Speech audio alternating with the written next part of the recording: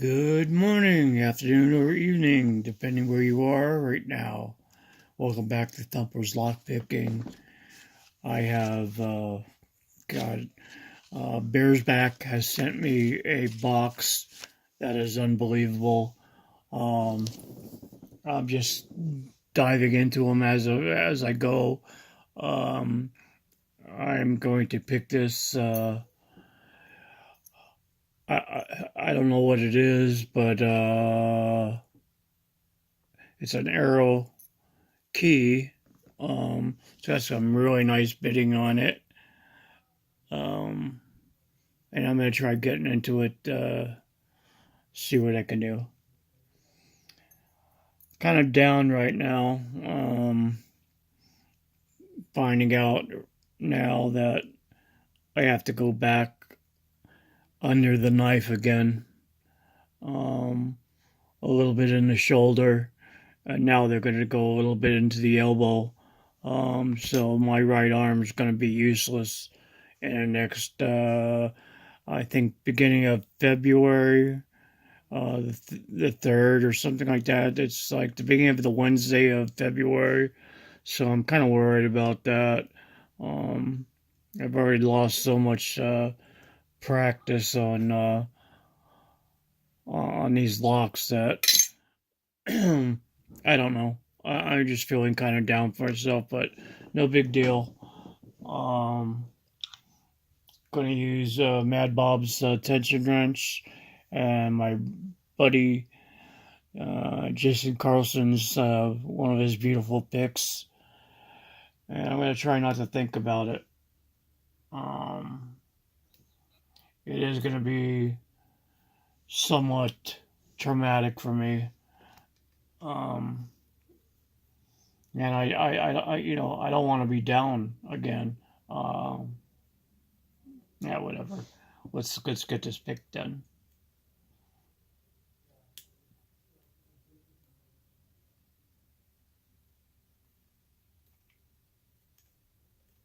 Mm, damn tension wrench.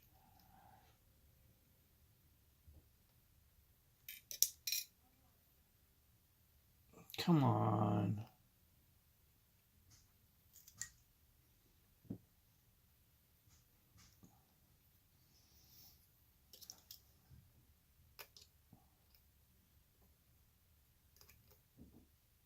Better. Okay, better. So that's my story. I guess I infected one of my um, upper staples that came out. I got infected, so they got to go back into that. And I got something really sounds really grotesque. I don't know exactly what it is, but I think they said it was gout in my arm, in my elbow. So instead of just having it done once and twice, so that was a click on two. Um, Instead of having done two operations, I told them that I could take it and do the elbow and the shoulder at the same time. Kind of fighting with them on that because of having a as a good cook out of three, um, cook out of four. I guess I'm just mouthing off too much. It's just I don't want to have to, between the elbow being, I mean, the shoulder being in a sling, and then having my elbow in the sling is going to create some kind of problems. But I told the doctor that's the only way I'm going to do it. I'm not going through another couple operations again.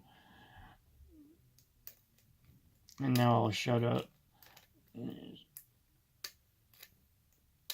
This was quite a challenge for me. I took off my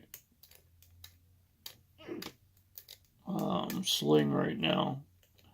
It doesn't matter. I did what I did already, so we'll go back under the knife and figure out what's going on. Click on three. Little movement on the core. Nice click at F5. Back to beginning. On. Little counter rotation on there. Nice click. Little movement on the core.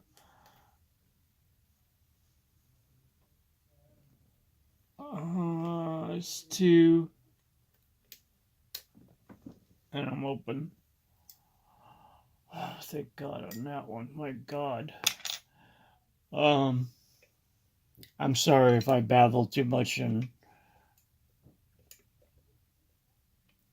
yeah, this is a lockpicking video, not a hospital days of our lives or whatever, so I apologize. I'll put that down there.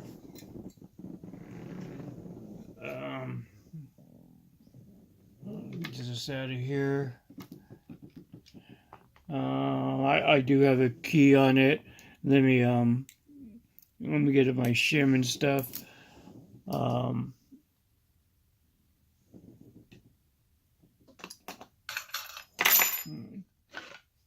Tray. I don't know if I showed the keys or not. This is not the keys for that, I don't believe. Put this down here.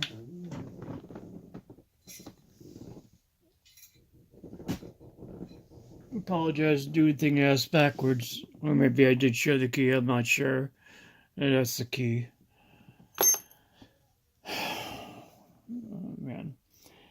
I don't want to go through this again. Shit. Alright. Let's see where I need to take this apart.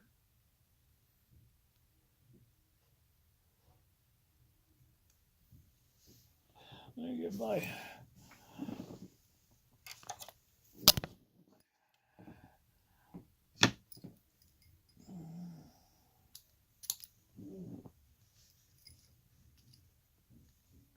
Oh, great.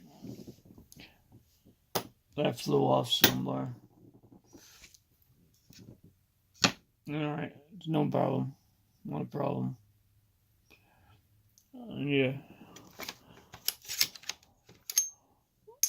A follower.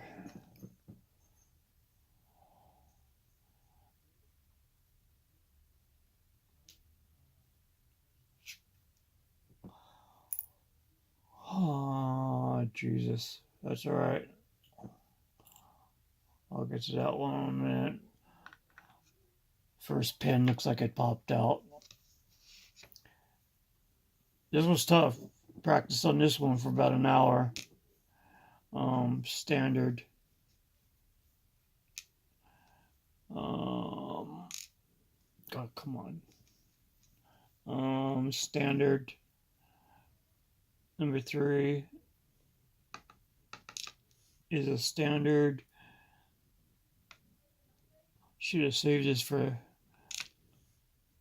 4 is a standard for Lock Stock Sunday, but that's alright. I didn't know what it was. Thank you, Bearsback, for all these locks you sent to me. Super appreciate it, man. You're a great dude. You really are.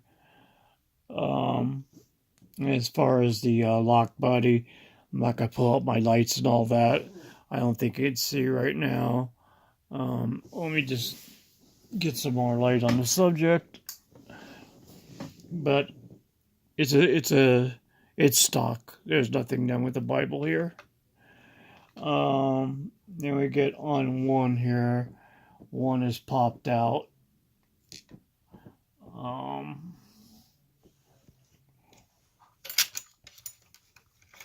Should have been ready. Need to get ready for this stuff, but I'm not. I'm trying to make this a short video instead of one of these 20-minute ones. This is number 1 here, which is a standard. It's got a steel spring.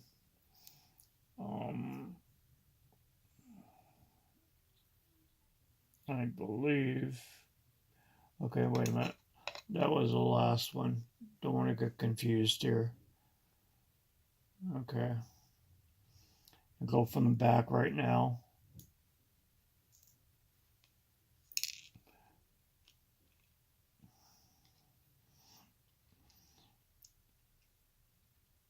This number.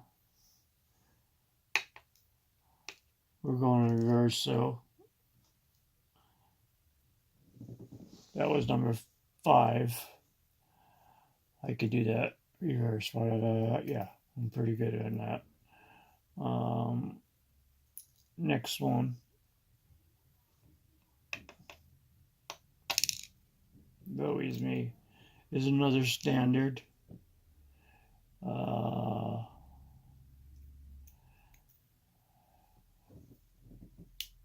Oh, ow. We got another steel spring. And now I'll turn around to the beginning.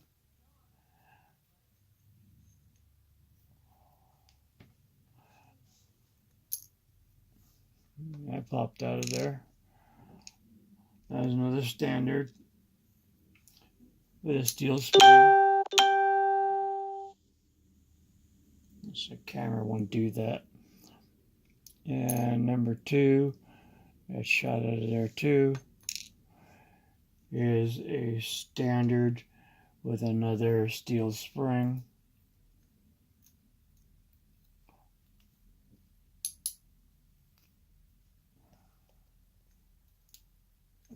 Sorry if I'm not in frame right now,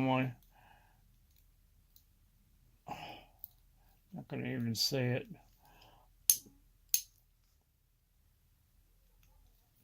That's another steel spring. And the last one here, she just popped.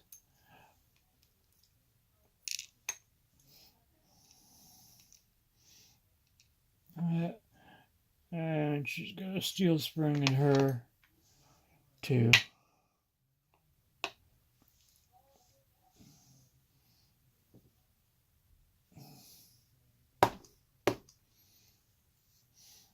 Now I saw it. Maybe you guys saw it fly or whatever, but that was another steel spring. The Bible is completely clean. No serrations, no undercutting, no nothing. So that's what I got for you. I'll give you a close up of the pins. I always do that on one. Alright, there's just one steel spring missing. Ow, ow, ow. Thank God.